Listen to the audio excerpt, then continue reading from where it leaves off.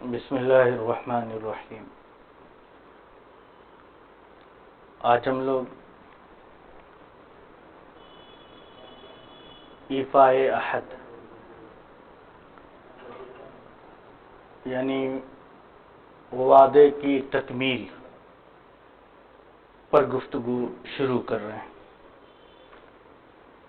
انشاءاللہ آج کی گفتگو اسی موضوع پر ہوگی۔ آج جس موضوع کو ہم گفتگو کرنا چاہتے ہیں وہ ایفاء عہد ہے۔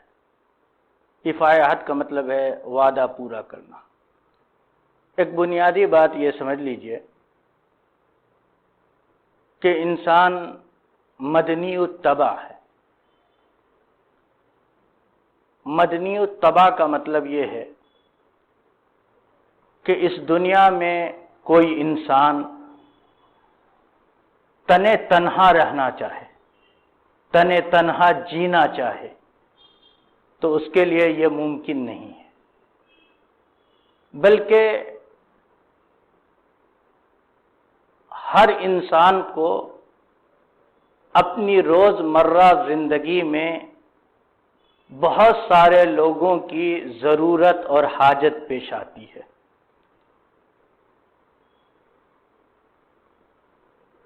اس کو اپنے کاموں کے پورا کرنے کے لیے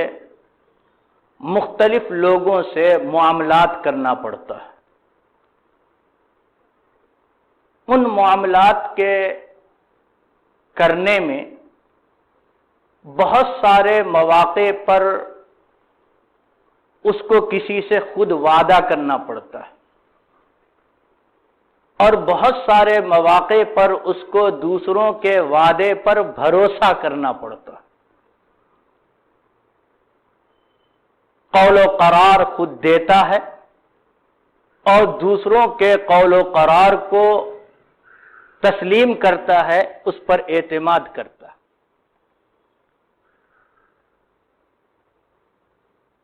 اسلام اس بات کی بنیادی طور پر تعلیم دیتا ہے کہ جب کوئی آدمی کسی دوسرے سے وعدہ کرے،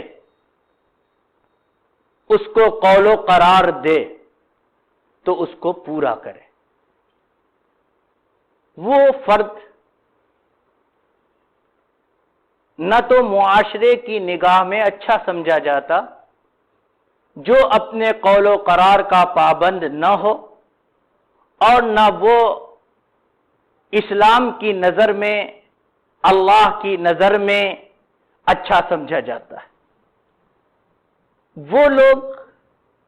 جو اپنے وعدے کے، اپنے زبان کے پختہ نہیں ہوتے ہیں، ایسے لوگوں کی معاشرے میں کوئی حیثیت نہیں ہوتی ہے، اچھی نگاہ سے وہ نہیں دیکھے جاتے ہیں، اس پر کوئی شخص بھروسہ نہیں کرتا ہے۔ اخلاقی طور پر بھی اپنے قول و قرار کا پابند نہ ہونا انتہائی برا سمجھا جاتا ہے۔ اللہ تعالیٰ نے قرآن کریم میں ایک جگہ یہ فرمایا وَأَوْفُوا بِالْعَهْدِ إِنَّ الْعَهْدَ كَانَ مَسْئُولًا، کہ جب تم کسی سے کوئی عہد کرتے ہو، جب تم کسی سے کوئی وعدہ کرتے ہو،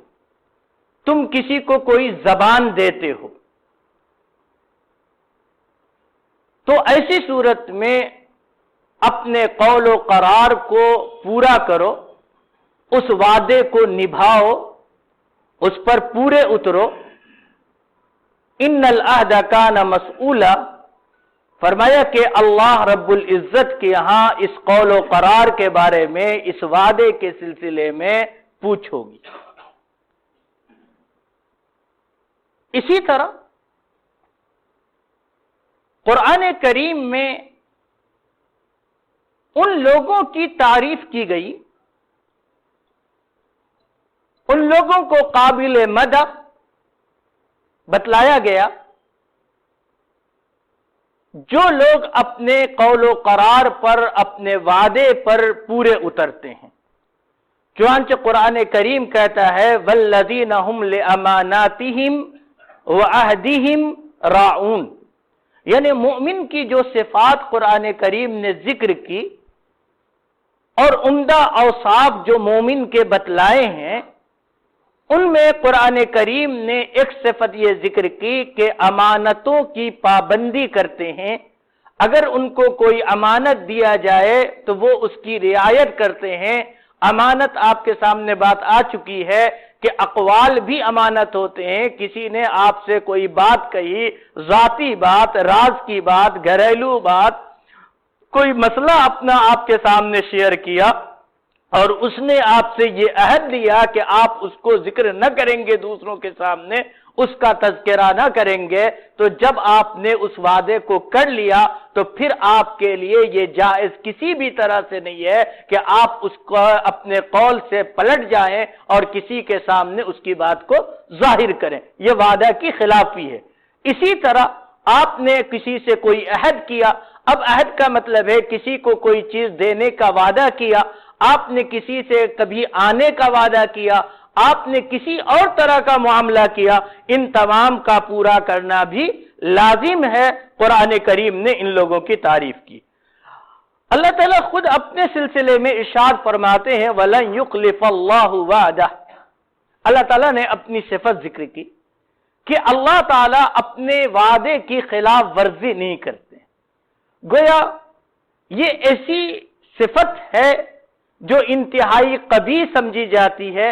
इंतहाई बुरी समझी जाती है। ये अगर किसी के अंदर हो तो वो ऐब है, ये उस शख्स के अंदर नुक्स है। और आप जानते हैं कि अल्लाह रब्बुल इज्जत हर किस्म के अयूब से, हर किस्म के नकाइस से, हर किस्म की खामियों से, बुराइयों से पाक व साफ हैं। लिहाजा अल्लाह ताला ने अपनी सिफत बयान करते हुए कहा लन युखलिफल्लाहु वादा, अल्लाह ताला अपने वादे की खिलाफ वर्जी नहीं करेंगे।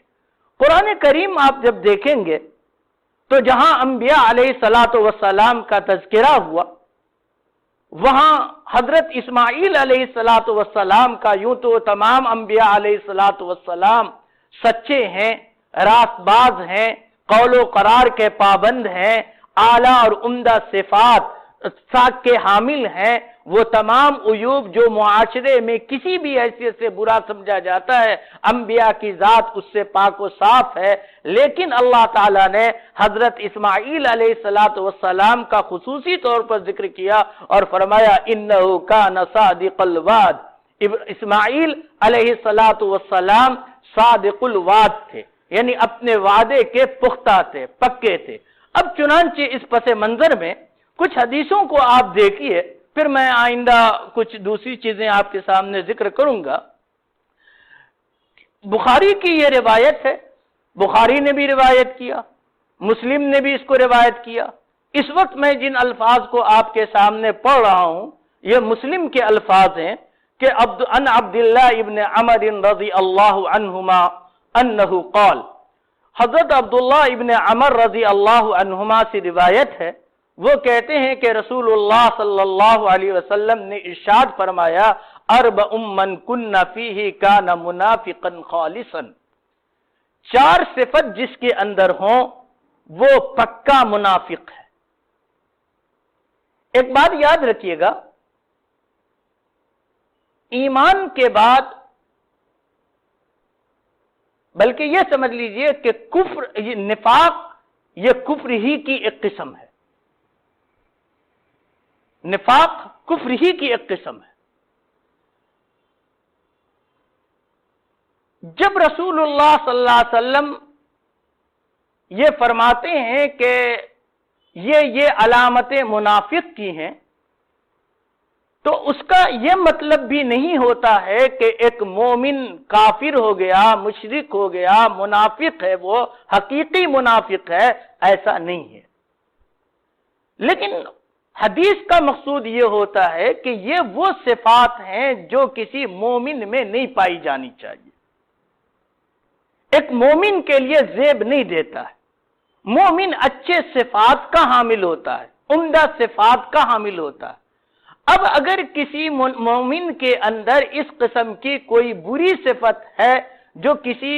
غیر مسلم کے اندر ہوتی ہیں، منافق کے اندر ہوتی ہیں، تو ایک مومن کے لیے لازم ہے، اس کی ذمہ داری ہے، اس کو چاہیے کہ اپنے سے ان صفات کو دور کرے اور اپنے آپ کو عمدہ اور اعلیٰ صفات سے آراستہ کرے، سنوارے۔ آپ صلی اللہ علیہ وسلم نے ارشاد فرمایا، اربع من کن فیہ کان منافقا خالصا، کہ جس آدمی کے اندر 4 صفات ہوں وہ پکا منافق ہے، خالص منافق۔ کیا ہے؟ ومن کانت فیہ خلۃ منہن کانت فیہ خلۃ من نفاق، فرمایا کہ اور جس شخص کے اندر ان میں سے کوئی ایک خصلت ہو، یہاں خلہ مسلم کا لفظ ہے خلہ، اور بخاری کے اندر جب اس روایت کو آپ دیکھیں گے تو وہاں خصلت کا لفظ آیا، خصلتن۔ تو جس آدمی کے اندر، دونوں کا معنی ایک ہی ہے، تو جس آدمی کے اندر ان میں سے کوئی ایک خصلت ہو، ایک عادت ہو، تو ایسی صورت میں اس کے اندر منافق کی ایک خصلت ہے، ایک صفت ہے، حتی یدعہا، آپ نے فرمایا یہاں تک کہ وہ اس کو چھوڑ دے، یعنی ان صفات سے باز آ جائے، ان برائیوں سے اپنے آپ کو دور کر لے۔ کیا ہیں وہ 4 صفات؟ فرمایا اذا حدث کذب، جب بات کرے تو جھوٹ بولے۔ یعنی ایک نیک مومن کے لیے، اچھے مومن کے لیے، عمدہ صفات کے حامل مومن کے لیے یہ زیب نہیں دیتا کہ وہ اپنی زبان سے غلط بیانی سے کام لے، جھوٹ بولے، جانتے بوجھتے عمدن کسی کو دھوکہ دے، غلط راہ کی طرف رہنمائی کرے، یہ درست نہیں ہے۔ یہ منافق کے اندر یہ صفتیں ہوتی ہیں۔ مومن ان صفات سے پاک ہوتا ہے، صاف ہوتا ہے، اس کے لیے یہ چیز زیب نہیں دیتی۔ دوسرا فرمایا وَإِذَا عَاهَدَ غَدَرَ، جب وہ کسی سے کوئی معاہدہ کرے، کسی سے کوئی وعدہ کرے تو ایسی معاہدہ کرے تو دھوکہ دے۔ وَإِذَا عَاهَدَ غَدَرَ، جب وہ کوئی معاہدہ کرے تو وہ دھوکہ دے۔ وَإِذَا وَعَدَ أَخْلَفَ، تیسری صفت فرمائی، اور جب کسی آدمی سے کوئی وعدہ کرے تو وعدے کی خلاف ورزی کرے، وعدہ کرے تو وعدے کی خلاف ورزی کے۔ اور چوتھی صفت، یعنی پہلی صفت یہ ذکر کی، بات کرے تو جھوٹ بولے، معاہدہ کرے تو دھوکہ دے، تیسری صفت وعدہ کرے تو اس کے خلاف کرے، اور چوتھی صفت فرمائی وَإِذَا خَاصَمَ فَجَرَ، اور جب وہ لڑائی کرے، جھگڑا کرے تو گالی گلوچ پر اتر آئے۔ یہ آپ صلی اللہ علیہ وسلم نے منافق کی صفت بیان فرمائی۔ آپ جانتے ہیں منافق، ظاہر سی بات ہے، اگر کسی انسان کو، ہم میں سے کسی بھی فرد کو، آپ کو، مجھے، کسی کو کوئی کہہ دے کہ تم منافق ہو، کتنی بری بات لگے گی، انسان کو کی عزت نفس پر کتنا بڑا حملہ ہے۔ تو گویا کوئی انسان، کوئی مسلمان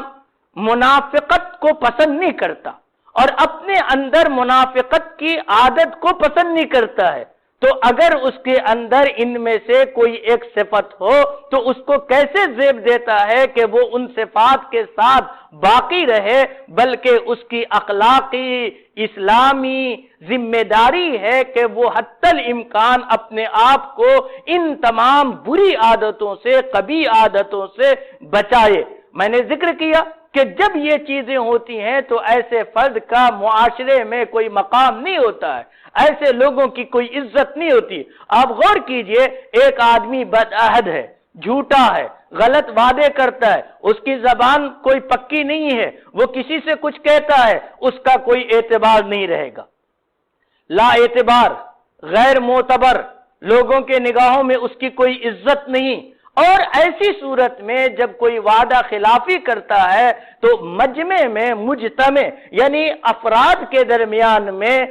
اعتماد برقرار نہیں رہتے ہیں، لوگوں کی جمعیتیں ختم ہو جاتی ہیں، انتشار اس کے اندر پیدا ہو جاتا ہے۔ اسلام ان تمام چیزوں سے روکتا ہے۔ اسلام چاہتا ہے اخوت ایمانی ہونی چاہیے، آپس میں جوڑ ہونا چاہیے، آپس میں محبت ہونی چاہیے، ایک دوسرے سے رفاقت ہونی چاہیے، ایک دوسرے کے ساتھ تعاون کا معاملہ کرنا چاہیے، اور اس کے لیے ضروری ہے، ان تمام چیزوں کے لیے، کہ آپ کی ذات پر دوسروں کو اعتماد ہو۔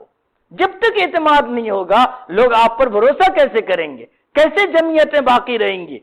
ایک موقع پر رسول اللہ صلی اللہ علیہ وسلم نے فرمایا، حضرت انس رضی اللہ عنہ کی حدیث ہے، یہ سے روایت ہے، مسند احمد میں اس کو ذکر کیا گیا مکارم اخلاق کے اندر، کہ باب مکارم الاخلاق میں ذکر کیا گیا، ان انس رضی اللہ عنہ انہ قال،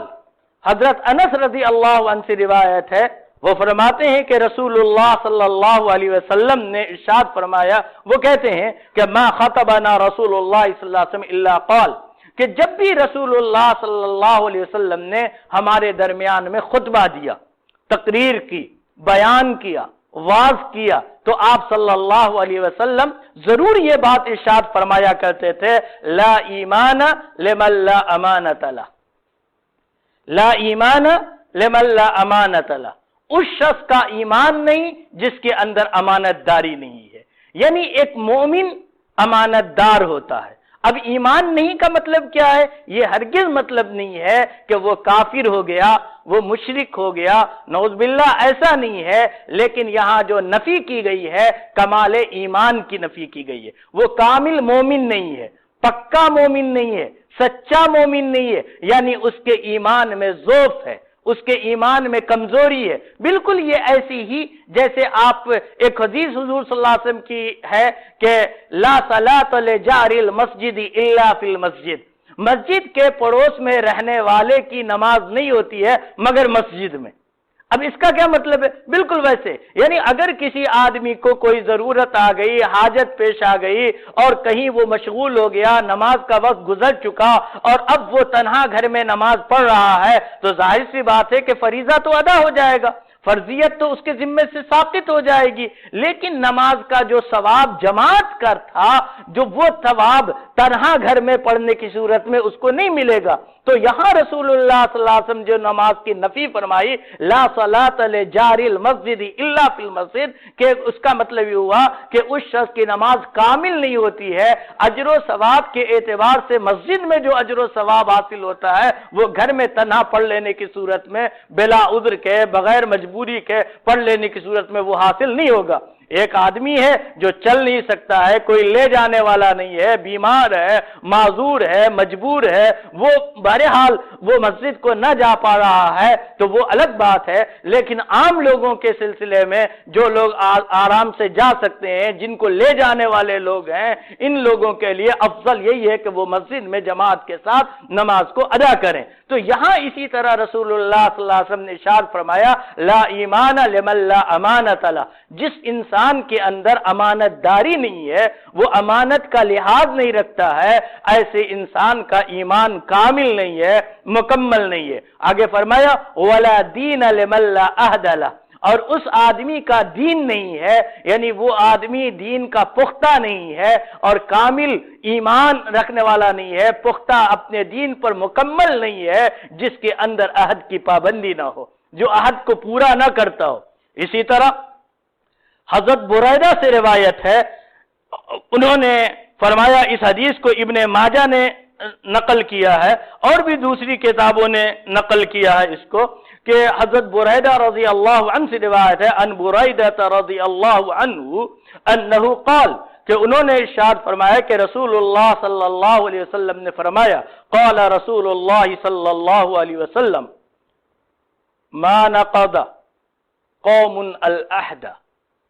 ما نقض قوم العہد الا كان القتل بینہم، الا كان القتل بینہم، جس قوم کے اندر بدعہدی پیدا ہو جاتی ہے، جو قوم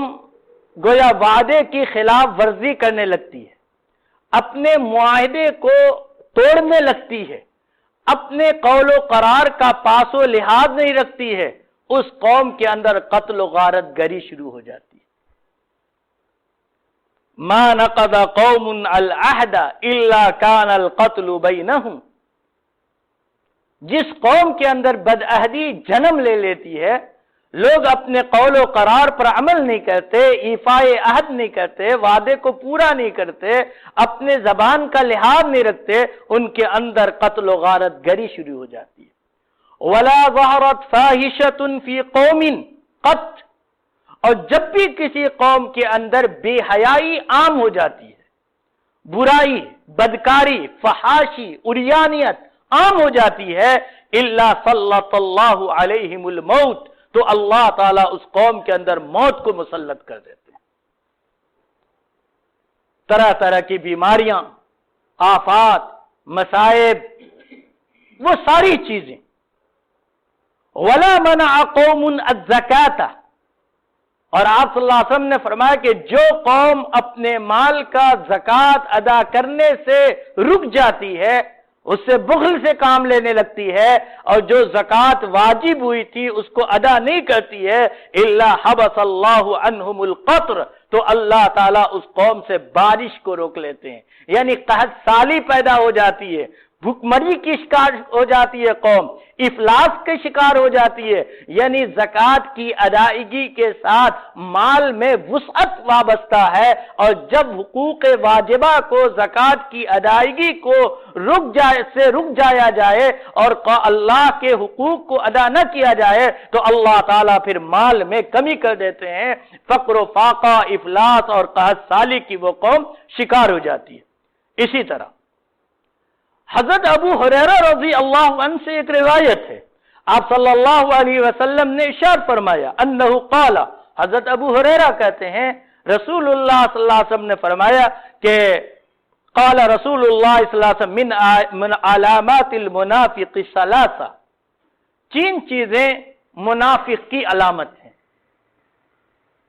من علامات المنافق ثلاثہ، تین چیزیں منافق کی علامت ہیں۔ یہاں بھی اسی چیز کو ذکر کیا گیا جو میں نے ابتدائی حدیث میں ذکر کیا تھا، اذا حدث کذب واذا وعد اخلف واذا اؤتمن خان، کہ جب وہ بات کرے تو جھوٹ بولے، جب وعدہ کرے تو وعدہ خلافی کرے، واذا اؤتمن خان، اور جب اس کے پاس امانت رکھائی جائے تو وہ خیانت کرے۔ ان احادیث کو مد نظر رکھتے ہوئے اب کچھ چیزیں سمجھیے۔ یہ علامات نفاق ہیں، انتہائی قبیح عادت ہے، انتہائی بری حرکت ہے، اللہ کی نظر میں ایسے لوگ پسندیدہ نہیں ہیں، اسلام کی نظر میں یہ لوگ اچھے نہیں دیکھے جاتے ہیں، اخلاقی طور پر گری ہوئی حرکت ہے۔ اس لیے رسول اللہ صلی اللہ علیہ وسلم نے نہ صرف یہ تعلیم دی بلکہ آپ صلی اللہ علیہ وسلم نے عملی طور پر وعدہ کو برت کر، ایفائے عہد انجام دے کر، اپنے قول و قرار کا پاس و لحاظ رکھ کر آپ صلی اللہ علیہ وسلم نے دنیا کے سامنے عملی نمونہ پیش کیا۔ میں ایک دو نمونہ آپ کے سامنے حدیثی کی روشنی میں پیش کرنا چاہتا ہوں۔ دیکھیے، صلح حدیبیہ کا موقع ہے، بلکہ ایک حدیث یہاں پہ پہلے دیکھیے۔ ان عبداللہ ابن حمزہ، مشکات کی روایت میں یہ لفظ حسمہ آیا ہے، سین پہلے ہے، میم بعد میں ہے، لیکن یہ لفظ صحیح ہے حمزہ۔ دوسری روایتوں میں حمزہ کا لفظ ہے، محققین کا قول بھی ہے کہ یہ حمزہ ہے نہ کہ حسمہ۔ تو عبداللہ ابن حمزہ سے روایت ہے، وہ کہتے ہیں کہ بایعت النبی صلی اللہ علیہ وسلم قبل ان یبعث وبقیت له بقیہ فوعدته ان آتیہ بها فی مکانی فنسیت، کہ رسول اللہ صلی اللہ علیہ وسلم کی بعثت سے پہلے، یعنی آپ صلی اللہ علیہ وسلم کے نبوت کے ملنے سے پہلے میں نے رسول اللہ صلی اللہ علیہ وسلم سے کچھ خرید و فروخت کا کوئی معاملہ کیا۔ اب جو قیمت دینی تھی یا جو چیز دینی تھی اس کا کچھ حصہ باقی رہ گیا میرے ذمے۔ میں نے آپ صلی اللہ علیہ وسلم سے یہ وعدہ کیا کہ میں ابھی یہیں پر لے کر آتا ہوں۔ میں گھر گیا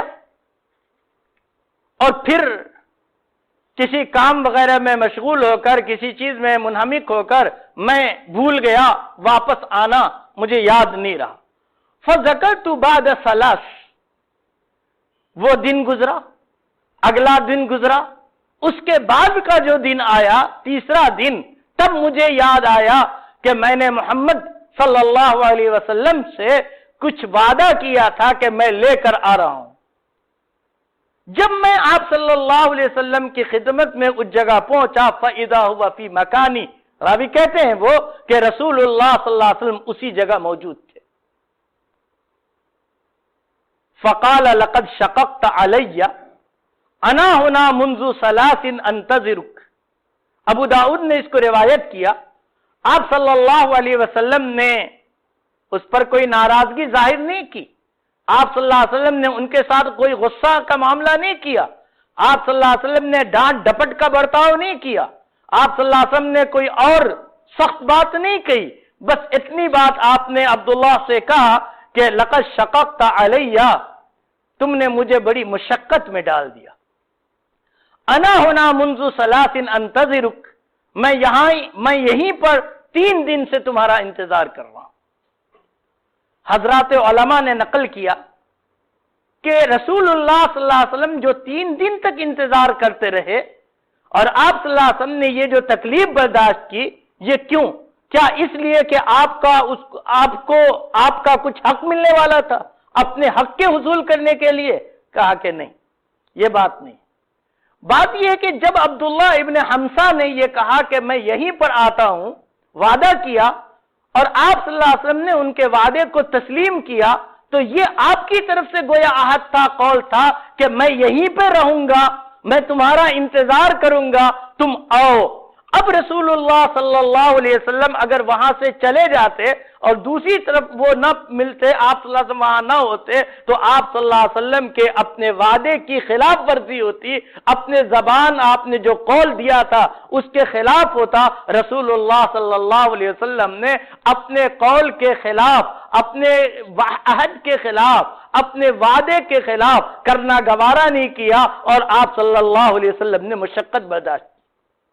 آپ یہ بھی نہ سمجھیے کہ یہ کیا ممکن ہے کیا کہ کوئی آدمی 3 دن مسلسل دن رات کھڑا رہے۔ یہ بات یاد رکھیے، انسانی فکر ہے، انسانی دماغ ہے۔ ایک چیز یاد رکھیے کہ مطلب کہنے کا یہ ہے 3 دن کا کہ جو بازار کے اوقات ہوتے ہیں، ظاہر سی بات ہے کہ جو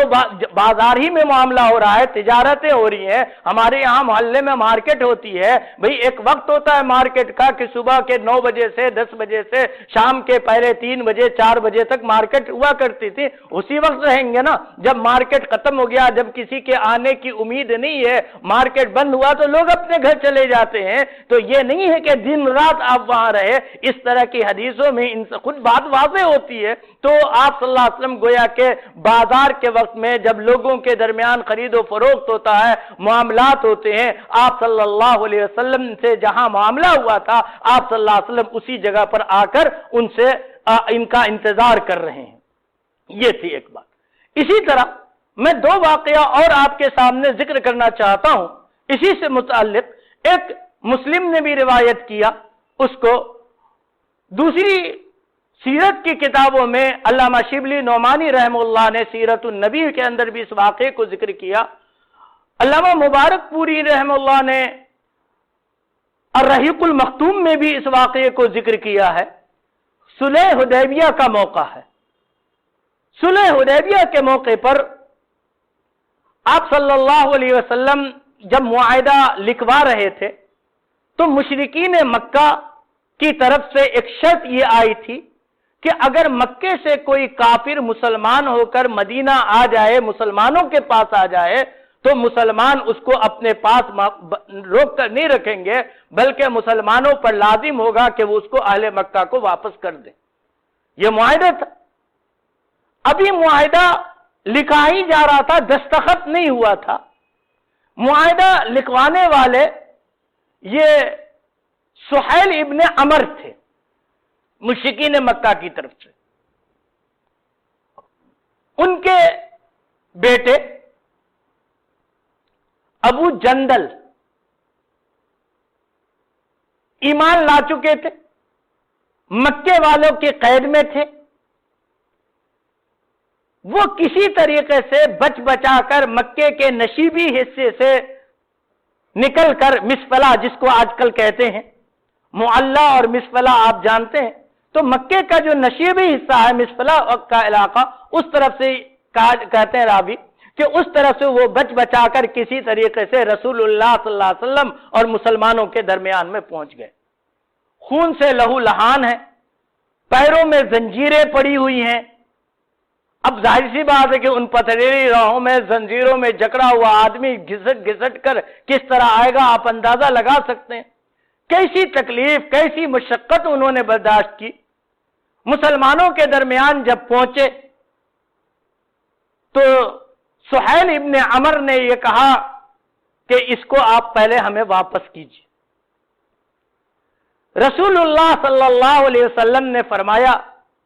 ابھی تو معاہدے پہ دستخط نہیں ہوا ہے، تکمیل نہیں ہوئی ہے۔ انہوں نے کہا کہ نہیں، یہ بات ہے، آپ اس کو مجھے واپس کیجیے۔ حضور صلی اللہ علیہ وسلم نے کہا کہ اچھا میرے لیے اس کو چھوڑ دو،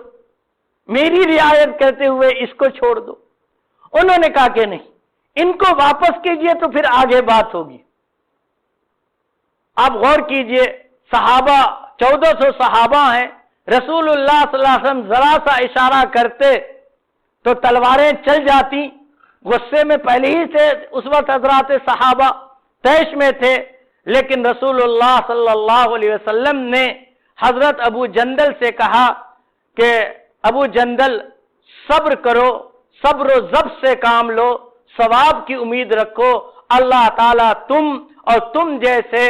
مظلوموں کے لیے، مجبوروں کے لیے کوئی راہ ضرور نکال دیں گے۔ اور آپ صلی اللہ علیہ وسلم نے ابو جندل کو واپس کر دیا، آل مکہ کے حوالے کیا، سہیل کے حوالے کیا، اور آپ صلی اللہ علیہ وسلم نے اس موقع پر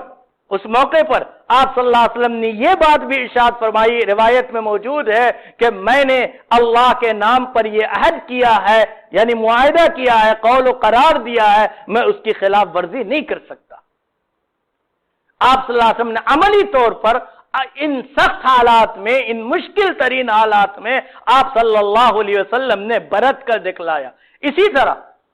علامہ شبلی نعمانی رحمہ اللہ نے ایک واقعہ نقل کیا سیرت النبی کے اندر، غزوہ بدر کا جہاں واقعہ آتا ہے، انہی واقعات کے ضمن میں علامہ شبلی رحمہ اللہ نقل کرتے ہیں ایک واقعہ کہ غزوہ بدر کا جب موقع تھا اور اس صبح کو جب رسول اللہ صلی اللہ علیہ وسلم حضرات صحابہ کی صف بندی کر رہے تھے، آپ جانتے ہیں غزوہ بدر کے موقع پر کفار کی تعداد کافی زیادہ تھی مسلمانوں کے بنسبت، اور مسلمانوں کی تعداد بہت مختصر تھی، 313 کی تعداد تھی، اور اس وقت ایک ایک فرد کی کیسی اہمیت تھی کہ ایک ایک فرد گویا کہ وہ مسلمانوں کے لیے ایک سرمایہ تھا۔ ایسے موقع پر جب رسول اللہ صلی اللہ علیہ وسلم صفیں درست فرما رہے ہیں، دو صاحب حضرت حذیفہ بن الیمان اور حضرت اسیل آئے،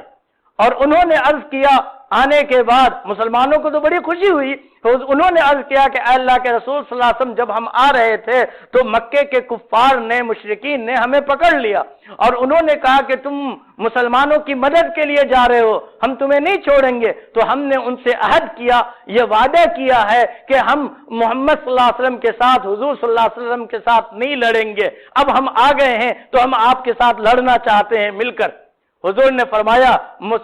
مسلمان اپنے قول و قرار کا پابند ہوتا ہے، تم جنگ سے الگ رہو، ہم تم کو اپنے ساتھ نہیں رکھ سکتے۔ یہ وعدہ، یہ قول و قرار، یہ رسول اللہ صلی اللہ علیہ وسلم نے عملی زندگی میں برت کر دکھلایا۔ آپ صلی اللہ علیہ وسلم نے اپنے صحابہ کو اسی چیز کی تعلیم دی، چنانچہ رسول اللہ صلی اللہ علیہ وسلم کی تعلیمات کا نتیجہ تھا۔ ایک دو اور حدیثیں میں آپ کو اس سلسلے میں ذکر کروں کہ دیکھیے، ایک چیز یہ ہے کہ جب کوئی آدمی کوئی وعدہ کرے تو اس کو خود پورا کرنا چاہیے، لیکن فرض کیجئے کہ اگر کسی آدمی کا انتقال ہو گیا اور اس نے کوئی وعدہ کیا ہو تو اس کے وارثین کو چاہیے کہ اپنے مورث کے وعدے کو پورا کرے۔ آپ غور کیجئے، حضرت جابر کی روایت ہے، یہ بخاری اور مسلم دونوں نے روایت کیا۔ حضرت جابر کہتے ہیں کہ لما مات رسول اللہ صلی اللہ علیہ وسلم وجاء ابو بکر معل من قبل العلاء ابن الحضرمی، کہ حضرت جب رسول اللہ صلی اللہ علیہ وسلم اس دنیا سے رخصت فرما گئے اور حضرت ابو بکر صدیق رضی اللہ عنہ آپ کے بعد خلیفۃ المسلمین بنے، اور ان کے پاس علاء ابن حضرمی کی جانب سے کچھ مال آیا، مال غنیمت آیا، فقال ابو بکر، تو حضرت ابو بکر کھڑے ہوئے اور انہوں نے کہا من کان لہو علی النبی صلی اللہ علیہ وسلم دین، کہ جس شخص کا رسول اللہ صلی اللہ علیہ وسلم کے ذمے کوئی قرض ہو، او کانت لہو قبلہ عدۃ، یا رسول اللہ صلی اللہ علیہ وسلم نے کسی شخص سے کوئی وعدہ کر رکھا ہو، فلیاتینا، تو وہ ہمارے پاس آئے۔ آپ نے کسی سے کوئی، آپ کے اوپر کسی کا کوئی قرض ہو یا آپ نے کسی سے کوئی عہد کر رکھا ہو، وہ ہمارے پاس آئے۔ قال جابر، حضرت جابر کہتے ہیں فقلت وعدنی رسول اللہ صلی اللہ علیہ وسلم ان یعطینی ہکذا، تو میں نے عرض کیا کہ حضور صلی اللہ علیہ وسلم نے مجھ سے یہ عہد کیا، وعدہ کیا تھا کہ وہ مجھے اس طرح سے دیں گے، اس طرح دونوں ہاتھوں کو آگے بڑھایا، ان یعطینی ہکذا وہکذا وہکذا، کہ حضور صلی اللہ علیہ وسلم نے مجھ سے یہ وعدہ کیا تھا مجھے ایسے اور ایسے اور ایسے دیں گے، 3 مرتبہ۔ فبسط یدیہ 3 مرات، کہ انہوں نے 3 مرتبہ اپنے ہاتھ کو آگے پھیلایا۔ قال جابر، حضرت جابر کہتے ہیں فحسا لی حسیہ، حضرت ابو بکر نے اپنے دونوں ہاتھ سے اٹھا کر مجھے مال عطا کیا، درہم دیا اٹھا کر 1 مرتبہ۔ فعددتها فهي 500، حضرت جابر کہتے ہیں میں نے اس کو گنا تو وہ 500 درہم تھا۔ قال خذ مثلیہا، پھر حضرت ابو بکر نے کہا کہ اتنا ہی 2 مرتبہ اور لے لو، یعنی پہلی مرتبہ 500 آیا 1 مرتبہ، تو کہا کہ اب گن لیا تو کہا اتنا ہی 2 مرتبہ اور لے لو، یعنی 500 لے لو۔ اب یہ حدیث آپ کے سامنے، یہ حدیث علماء نے یہاں ذکر کی تو وہاں نقل کیا کہ یہ اس بات پر دلالت کرتا ہے کہ وارث کو چاہیے کہ اپنے مورث کے، یہ قانونی طور پر لازم تو نہیں ہے کہ وعدے کو پورا کرنا لازم ہو کہ وارث کے لیے، لیکن اس کے لیے بہتر ہے کہ جب اس کے مورث نے، یعنی کسی شخص کے باپ نے، بھائی نے کسی دوسرے شخص سے کوئی وعدہ کیا ہو اور اس کا وارث، انتقال کرنے والے کا وارث اگر اس کو پورا کر سکتا ہو تو پھر اس کو چاہیے کہ اپنے مورث کے اس وعدے کو پورا کرے، جیسے کہ سیدنا ابو بکر صدیق رضی اللہ عنہ نے رسول اللہ صلی اللہ علیہ وسلم کے کیے ہوئے وعدے کو پورا کیا۔ اسی طرح عن ابی جحیفہ قال رأيت رسول اللہ صلی اللہ علیہ وسلم ابیض قد شاب وکان الحسن بن علی یشبہہ، ابو جحیفہ کی روایت ہے، وہ کہتے ہیں کہ میں نے رسول اللہ صلی اللہ علیہ وسلم کو دیکھا، آپ صلی اللہ علیہ وسلم بالکل گورے چٹے تھے،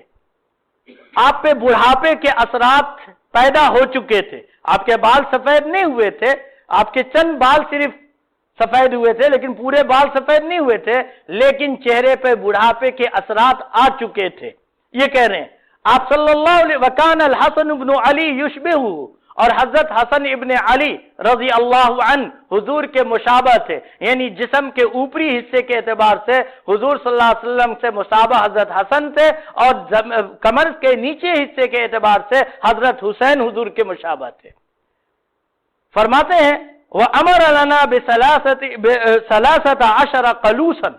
حضور صلی اللہ علیہ وسلم نے ہماری جماعت کو 13 اونٹ، جوان اونٹنیاں دینے کا حکم دیا۔ یہ جماعت کہیں سے آئی تھی تعلیم و تعلم کے لیے، جب یہ آپ کی خدمت میں پہنچے تو آپ صلی اللہ علیہ وسلم نے اس جماعت کو سے وعدہ کیا، یعنی ان سے یہ کہا کہ ہم تمہیں 13 جوان اونٹنی دیں گے۔ جوان اونٹنی ظاہر سی بات ہے اس کی قدر و قیمت کتنی زیادہ ہے۔ پھر کہتے ہیں فَذَهَبْنَا نَقْبِضُهَا، ہم اس کو لینے کے لیے گئے، فَأَتَانَا مَوْتًا، جب ہم گئے لینے کے لیے تو انہی دنوں میں اتفاق سے رسول اللہ صلی اللہ علیہ وسلم اس دنیا سے رخصت فرما گئے۔ اب صحابہ ان حالات میں، اس پریشانی میں، فَلَمْ يُعْطُونَا شَيْئًا، تو اس وقت ہمیں کچھ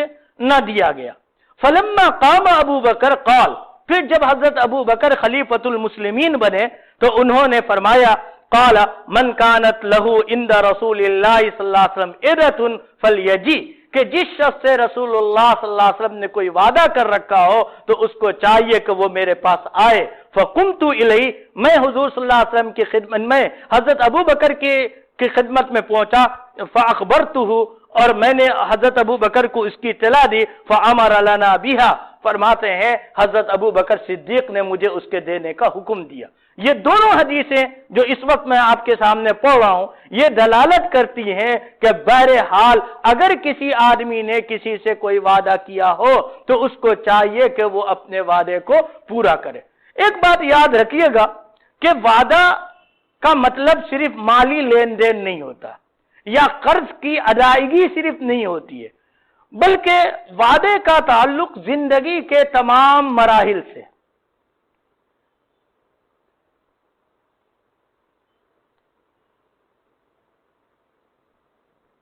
جتنے سارے معاملات ہیں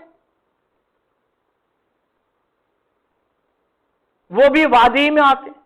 مثلا فرض کے لیے میں چند مثالوں کے ساتھ اس کو سمجھاؤں۔ نکاح ہے، جب ایک مرد کسی لڑکی سے نکاح کرتا ہے تو یہ اس بات کا وعدہ ہے، اس بات کا عہد ہے کہ وہ اپنی بیوی کے نفقہ، کسوہ، کھانا، کپڑا اور اس کی دیگر ضروریات کو پورا کرے گا۔ اور ایک لڑکی جب کسی مرد کے نکاح میں آتی ہے تو وہ اس کا وعدہ کرتی ہے گویا کہ وہ اپنے شوہر کے جائز کاموں میں رفاقت ادا کرے گی، معاون بنے گی، وہ اس کے حکم کی عدولی نہیں کرے گی۔ اب اگر کوئی آدمی اپنی بیوی کے ساتھ ناروا سلوک کرے، نامناسب حرکتیں کرے، اس کے اوپر ظلم و زیادتی کرے، اس کے ساتھ جیسے اچھی زندگی گزارنی چاہیے وہ اچھی زندگی نہ گزارے، خواہ مخواہ اس کو ذہنی طور پر پریشان کرے، تو گویا اس نے اللہ کے نام پر ایندھن نکاح کے وقت جو وعدہ کیا تھا اس کی خلاف ورزی کر رہا، اللہ کے ہاں اس کی پوچھو۔ اسی طرح اگر ایک بیوی خواہ مخواہ اپنے شوہر کو پریشان کرتی ہے یا اس کی نافرمانی کرتی ہے جائز کاموں میں، جو جائز شوہر بیوی کو ناجائز کاموں کا حکم دیتا ہے اور پھر وہ اس کو نہیں مانتی ہے تو بالکل اس میں کوئی گناہ نہیں ہے، لیکن جائز کاموں میں شوہر کی وہ نافرمانی کرتی ہے، اس کی حکم عدولی کرتی ہے، تو یہ معاہدے کے، عہد کے، وعدے کی خلاف ورزی ہے، اللہ کے ہاں اس سے پوچھو گی۔ اسی طرح سمجھیے خرید و فروخت کا معاملہ ہے، جب ایک گاہک کسی دکاندار کے پاس جاتا ہے، کوئی چیز خریدتا ہے اور دکاندار گاہک سے کوئی چیز بیچتا ہے، تو یہ گاہک اور دکاندار کے درمیان گویا معاہدہ ہوتا ہے کہ میں تم کو درست چیز دوں گا، میں اس کے بدلے میں تم سے مناسب نفع لوں گا۔ اب اگر دکاندار عیب زدہ چیز، ناقص چیز اس گاہک کو دے دیتا ہے اور عیب کو بیان نہیں کرتا ہے، چھپا لیتا ہے، تو اس نے اس اعتماد کو مجروح کیا جو اعتماد ایک کسٹمر، ایک گاہک اس دکاندار سے وابستہ کرتا ہے۔ اسی طرح کسی انسان کی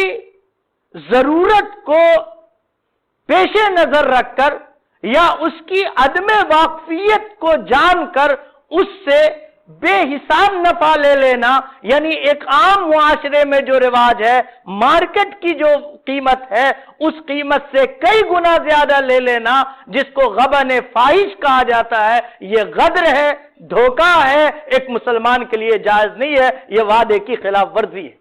ایک مریض ڈاکٹر کے پاس جاتا ہے اس اعتماد کے ساتھ کہ میری صحیح تشخیص ہوگی اور صحیح دوا لکھی جائے گی اور جو ایگزامینیشن کے لیے جو کچھ ٹیسٹ کرانا ہے وہ کرایا جائے گا۔ اب مریض کو وہ خواہ وہ بہت سارے وہ رپورٹ لکھتا چلا جائے، یہ ٹیسٹ اور وہ ٹیسٹ اور وہ ٹیسٹ، اور پھر جب وہ کسی جگہ لیب میں گیا اور لیب والا اس کی ناواقفیت سے جس چیز کی قیمت 700 روپے تھی اس کے لیے وہ 3000 روپے لے رہا ہے، یہ دھوکہ ہے، یہ غبن ہے، یہ غدر ہے، شرعاً یہ جائز نہیں ہے۔ معاہدے کا مطلب میں نے کہا نا، قول و قرار صرف نہیں ہے۔ اسی طریقے سے سمجھ لیجئے کہ شرکت میں تجارت ہوتی ہے، اب پارٹنرشپ میں تجارت ہوتی ہے، ایک آدمی دوسرے آدمی کے ساتھ پارٹنرشپ میں شرکت میں تجارت کرتا ہے۔ مضاربت ہمارے شہر میں بہت سارے ہو رہے ہیں، آپ کے پاس سرمایہ ہے، آپ نے کسی آدمی پر اعتماد کر کے پیسہ دے دیا کہ وہ تجارت کریں، آپ کو اس میں سے حصہ دیں، پروفٹ دیں، اور وہ چیزیں سب واضح ہوتی ہیں۔ اب کوئی آدمی اس میں غبن سے کام لے، پروفٹ کم بتلائے، خرچ زیادہ بتلائے، یہ دھوکہ ہے، یہ اعتماد کے خلاف ہے۔ یہ تمام چیزیں جائز نہیں ہوں گی۔ اسی طریقے سے وہ تمام چیزیں جو دو آدمی کے درمیان میں ہوتی ہیں، وہ ساری کے ساری چیزیں، ان تمام چیزوں کا بھی تعلق وعدہ قول و قرار سے ہے، اس کے خلاف کرنا درست نہیں ہے۔ اسی طریقے سے سمجھ لیجئے کہ ایک ملازم ہے، جب ایک آدمی کہیں ملازمت کرتا ہے تو جب وہ ملازمت کو قبول کرتا ہے، ہم سب اس سے اچھی طرح واقف ہیں، تو گویا وہ اس بات کا عہد کرتا ہے کہ ادارے کا جو وقت متعین ہے میں اس وقت پر آؤں گا، اور مجھ کو جو ذمہ داریاں ادارے کی طرف سے سپرد کی جا رہی ہیں ان ذمہ داریوں کو بحسن و خوبی پورا کروں گا، اور ادارے کا وقت جب مکمل ہو جائے گا تب میں جاؤں گا۔ یہ ایک قول و قرار۔ اب اگر کوئی ملازم آمد میں دیر سے آئے، آدھا گھنٹہ 1 گھنٹہ لیٹ کر کے آئے، اور جانے میں 15 منٹ، آدھا گھنٹہ 1 گھنٹہ پہلے ہی دفتر سے نکل جائے، اور دفتری اوقات میں جو کام اس کے سپرد کیا گیا اس کے بجائے اپنے ذاتی کاموں میں اوقات کو صرف کرتا ہے، تو یہ معاہدے کی خلاف ورزی ہے، یہ عہد کی خلاف ورزی ہے، یہ بھی شریعت کی نگاہ میں گناہ ہے۔ اسی طریقے سے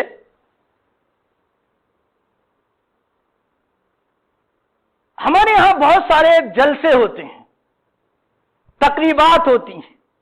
دعوتیں ہوتی ہیں۔ جب فرض کر لیجئے کہ نکاح کا وقت لکھا گیا کہ 11:30 بجے ہے، تو آپ نے جن لوگوں کو دعوتیں دی گویا آپ اس بات کا اقرار کر رہے ہیں کہ 11:30 بجے نکاح ہوگا، آپ 11:30 بجے آئیے۔ اب اندازہ لگائیے، لوگوں کی بے شمار مصروفیات ہوتی ہیں، اپنے بے شمار مشاغل ہوتے ہیں، ان کے بہت سارے ایسی ضرورتیں ہوتی ہیں جن کو چھوڑ کر تقریب نکاح میں پہنچنا بہت دشوار ہوتا ہے۔ لیکن انسان، میں نے کہا شروع میں پہلا جملہ، الانسان مدنی الطبع، انسان مدنی الطبع ہے، یعنی وہ تنہا زندگی گزارنا چاہے تو نہیں گزار سکتا، اس کو ضرورت ہوتی ہے کہ دوست ہیں، احباب ہیں، رفقا ہیں، ملنے جلنے والے ہیں، متعلقین ہیں، ان لوگوں کے جذبات، ان کی نیتوں کا بھی وہ لحاظ کرے۔ اب ان کو لحاظ کرتے ہوئے اس کو اپنے بہت سارے کاموں کو آگے پیچھے کرنا پڑتا ہے، بہت ساری ذمہ داریوں کو بعد میں ادا کرنا پڑتا ہے، اور وہ ان کو چھوڑ کر آپ کے پاس پہنچتا ہے۔ اب نوشا صاحب شان استغنائیت کے ساتھ 12:30 بجے 1 بجے تشریف لا رہے ہیں۔ اس درمیان میں جو انتظار کرتے ہوئے لوگ ہیں ان کو جو ذہنی کفت ہوتی ہے، جو تکلیف ہوتی ہے، ان کا جو حرج ہوتا ہے، جو نقصان ہوتا ہے، یہ اس کا بدل کیا ہے؟ یہ عہد کی خلاف ورزی ہے، یہ معاہدے کی خلاف ورزی ہے۔ تو شرعاً یہ لازم ہوگا کہ آپ نے جو وقت متعین کیا اس وقت کو تشریف لائیں، اس وقت میں تقریب رکھی جائے۔ ہمارے ہاں جلسوں کا بھی یہی حکم ہوگا، وہ جلسے جو بھی ہوں، جس طرح کے بھی جلسے ہوں، ان تمام چیزوں میں وقت متعین، جو وقت متعین کیا گیا، ان وقت میں، اس وقت متعینہ میں اس کا آنا لازم ہوگا بصورت دیگر۔ بہرحال یہ اسلامی قوانین کی خلاف ورزی سمجھی جائے گی اور یہ درست نہیں ہوگا۔ اب ان کے بعد تھوڑا سا 5-7 منٹ اور میں آپ کا اس سلسلے میں لیتا ہوں کہ دیکھیے، رسول اکرم صلی اللہ علیہ وسلم نے کچھ چیزیں فرمائی ہیں۔ حضرت زید ابن ارقم سے روایت ہے، ان زید ابن ارقم عن النبی صلی اللہ علیہ وسلم، ان زید ابن ارقم عن النبی صلی اللہ علیہ وسلم قال اذا وعد الرجل اخاه ومن نیته ان یفیء له فلم یفی ولم یجیء للمیعاد فلا اثم علیہ، کہ رسول اللہ صلی اللہ علیہ وسلم نے فرمایا، جب کوئی آدمی اپنے بھائی سے کسی چیز کا وعدہ کرے اور اس کی نیت یہ ہو کہ وہ اس وعدے کو پورا کرے گا، لیکن وہ اس کو پورا نہ کر سکے اور وقت مقررہ پر نہ آ سکے، فلا اسم علیہ، تو اس کے اوپر کوئی گناہ نہیں ہوگا۔ یعنی مطلب یہ ہوا کہ شریعت نے انسانوں کے عذر کو بھی سامنے رکھا ہے، شریعت نے انسانوں کے عذر کا لحاظ رکھا۔ اب مثلا کسی آدمی سے آپ نے وعدہ کیا کہ میں عصر کی نماز میں آ جاؤں گا، عشاء کی نماز میں آپ سے مل لوں گا، اور آپ کی نیت تھی کہ آپ جائیں گے، یا آپ نے کسی کو کچھ دینے کا وعدہ کیا اور آپ کی پکی نیت ہے کہ میں اس کو دوں گا، لیکن اتفاق کی بات یہ کہ جب آپ نے جانے کا ارادہ کیا، اتفاقاً آپ کی گاڑی خراب ہو گئی، کوئی دوسرا راستہ نہیں ہے، سہولت نہیں ہے کہ آپ وہاں پہنچ سکیں، یا آپ کی طبیعت ناساز ہو گئی، اب آپ کے اندر وہ تو قوت نہیں ہے، وہ طاقت نہیں ہے کہ آپ وہاں پہ جا سکیں، مجبوری ہے، یا آپ نے جو وعدہ کیا تھا کہ کچھ دینے کا، کوئی رقم دینے کا، کوئی چیز دینے کی آپ کی نیت تھی، لیکن اتفاق کی بات کہ آپ کو جہاں سے آنے کی توقع تھی، جہاں سے ملنے کی توقع تھی، وہ نہ مل سکا، تو اب ایسی صورت میں شریعت کہتی ہے کہ اگر آدمی کی نیت ہو پورا کرنے کی تو بہرحال، اور وہ کسی عذر کی وجہ سے، معذوری کی وجہ سے اس کو پورا نہ کر سکا، تو اب یہ وعدہ خلاف نہیں کہلائے گا، اور اس صورت میں اس کے اوپر گناہ نہیں ہوگا۔ فلا اسم علیہ فلم یفی ولم یجیء للمیعاد فلا اسم علیہ۔ ایک بات یہ بھی یاد رکھیے، بات آ گئی ہے تو برسبیل تذکرہ، دیکھیے کوئی بھی چیز، حدیث میں یہ بات بھی ملتی ہے، جب کوئی آدمی کسی چیز کا وعدہ کرتا ہے، یا مثلا کوئی قرض ہی سمجھ لیجئے، اور اس کے پورا کرنے کا وہ ارادہ کرتا ہے، تو اللہ تعالیٰ اس قرض کو پورا کروا دیتے ہیں۔ اس کی اس نیت، اللہ تعالیٰ کے ہاں معاملات نیتوں پہ ہوتا ہے۔ جب کسی سے، مقصود کرنے کا مطلب یہ ہے میرا کہ جب آپ کسی سے کوئی نیت کریں، کوئی وعدہ کریں، کوئی ارادہ کریں، تو فطرت آپ اس کے پورا کرنے کی نیت کریں، آپ اس کو بجا لانے کی نیت کریں۔ آپ کی نیت، آپ کے جذبات جب ایسے ہوں گے درست، تو اللہ تعالیٰ کی مدد شامل حال ہوگی، اللہ تعالیٰ آپ کو اس کی مدد فرمائیں گے، وہ چیز پوری ہو جائے گی۔ ایک اس سلسلے کی حدیث، آخری حدیث اس سلسلے کی میں آپ سے ذکر کر دوں، کہ ایک چھوٹی سی بات اور ذکر کرتا ہوں۔ دیکھیے، بچوں سے بھی کوئی وعدہ کیا جائے تو اس کو پورا کرنا چاہیے۔ یہ ہم اپنی ماؤں کے لیے، اپنی بہنوں کے لیے، آپ کے لیے بھی سمجھ لیجیے، وعدے کا مطلب صرف غیر سے وعدہ نہیں ہے، اپنے لوگوں سے بھی، اپنے بچوں سے بھی کوئی وعدہ کیجئے تو پورا کیجئے۔ دیکھیے نا، چھوٹے بچے ہوتے ہیں، کبھی کبھی بچوں کو بہلانے کے لیے، پھسلانے کے لیے بھاگ رہا ہے ادھر ادھر، اس کو پکڑنے کے لیے اس کو لالچ دیتے ہیں۔ اب کہتے ہیں کہ میں فلاں چیز دوں گی، فلاں چیز دوں گی، کچھ دوں گی، اور آؤ ایک چیز ہے میرے پاس میں دوں گی، اور جب آیا تو پکڑ لیا اور دینے ہونے کا کوئی ارادہ نہیں ہے، رسول اللہ صلی اللہ علیہ وسلم فرمایا کہ گناہ ہوگا اس پر، یہ دھوکہ دینا ہے۔ اب غور کیجیے، میں ایک چیز اور بتاتا ہوں یہ کہ بچوں کی بچپن سے تربیت کی خرابی ہے، یہ بچوں کو آپ بچپن سے دھوکہ باز بنا رہے ہیں، آپ ہی سے تو وہ سیکھے گا۔ حدیث نے یہ بتایا کہ دیکھیے، ان عبداللہ ابن عامر، حضرت عبداللہ ابن عامر سے روایت ہے، اس کو ابو داؤد نے، بیہقی نے بھی دونوں نے ذکر کیا، بیہقی نے شعب الایمان میں۔ عبداللہ ابن عامر کہتے ہیں کہ دعتنی امی یومن، ایک دن میری والدہ نے مجھے بلایا، ورسول اللہ صلی اللہ علیہ وسلم قائد فی بیتنا، اور اس وقت رسول اللہ صلی اللہ علیہ وسلم ہمارے گھر میں تشریف فرما تھے، وہیں تھے۔ فقالت ہا، میری والدہ نے کہا کہ یہاں آؤ، ہاں تعال، ارے سنو یہاں آؤ، اوتی کا، میں تم کو ایک چیز دوں گی۔ اب جیسے مائیں کہتی ہیں، جب رسول اللہ صلی اللہ علیہ وسلم نے عبداللہ ابن عامر کی والدہ کو یہ کہتے ہوئے سنا تو ان سے پوچھا، فقال لها رسول اللہ صلی اللہ علیہ وسلم ما اردت ان تعطیہ، پوچھا کہ تم نے اسے کیا دینے کا ارادہ کیا،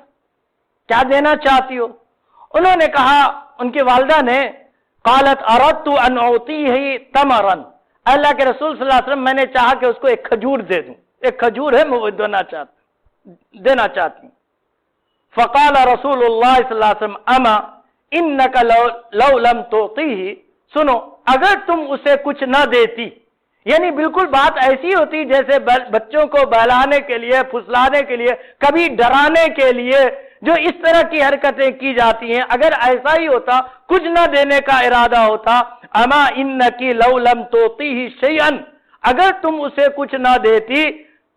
کتبت علیک کذبۃ، تو تمہارے لیے ایک گناہ لکھا جاتا۔ گویا مطلب یہ ہوا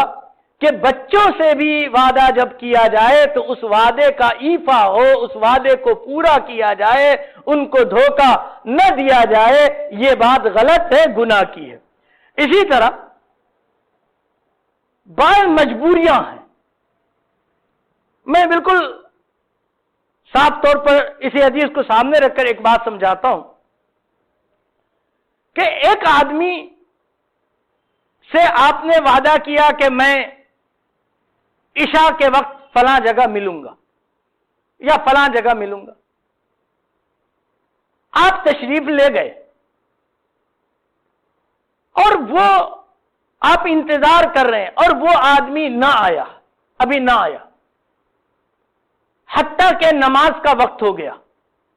اس حدیث میں یہی ذکر کیا گیا۔ اب نماز کا جب وقت ہو گیا تو آپ نکل کر مسجد کو چلے گئے اور وہ آدمی اس کے بعد آیا، تو یہ عذر ہے، معذوری ہے، نماز لازم تھے، تو اس لیے آپ اگر چلے گئے تو اس صورت میں آپ وعدہ خلافی کرنے والے نکل آئیں گے، گناہ گار نہیں ہوں گے۔ حضرات محدثین نے اسی میں چند اور چیزیں بھی ذکر کی ہیں، وہ بھی سمجھ لیجئے۔ ایک آدمی کو شدید بھوک لگ گئی اور اس کے لیے اب برداشت کے قابل نہیں ہے اور شدید بھوک ہے، اس نے وعدہ کیا تھا، وہ آیا، انتظار کر رہا ہے، لیکن شدید بھوک کی وجہ سے اب وہ برداشت نہیں کر سکتا اور وہ کھانا کھانے کے لیے چلا گیا، یا کسی کو استنجے کی ضرورت پیش آ گئی، یا اسی طرح کی کوئی ضرورت جو انسانی ضروریات میں سے ہے، اب ایسی صورت میں وہ وہاں سے چلا گیا تو یہ عذر ہے، فطری معذوری ہے، تو شرعی فریضہ ہو یا انسانی فطری ضروریات، کھانا، قضائے حاجت وغیرہ، اگر اس کے لیے کوئی آدمی چلا گیا تو ایسی صورت میں بھی وہ وعدہ خلافی کرنے والا نہیں کہلائے گا۔ رسول اللہ صلی اللہ علیہ وسلم سے یہ روایت منقول ہے، عن زید ابن ارقم، فرماتے ہیں حضرت زید ابن ارقم سے روایت ہے، ان رسول اللہ صلی اللہ علیہ وسلم قال، رسول اللہ صلی اللہ علیہ وسلم نے ارشاد فرمایا، من وعد رجلا، جو آدمی کسی شخص سے کوئی وعدہ کرے، فلم یاتی احدہما الی وقت الصلاۃ، پھر ان دونوں میں سے کوئی ایک نماز کے وقت تک نہ آئے، یعنی دوسرا آ گیا اور ایک کوئی نہ آ سکا، نماز کا وقت ہو گیا، وَذَهَبَ الَّذِي جَاءَ لِيُصَلِّي، اور وہ شخص جو آ گیا تھا وہ نماز کے لیے چلا گیا، فَلَا إِثْمَ عَلَيْهِ، تو اس کے اوپر کوئی گناہ نہیں ہوگا۔ اب یہاں فریضہ نماز، اسی طرح قضاء حاجت، ضروریات وغیرہ بھی اسی میں داخل ہے۔ بس میں اسی پر آج کا سبق مکمل کرتا ہوں۔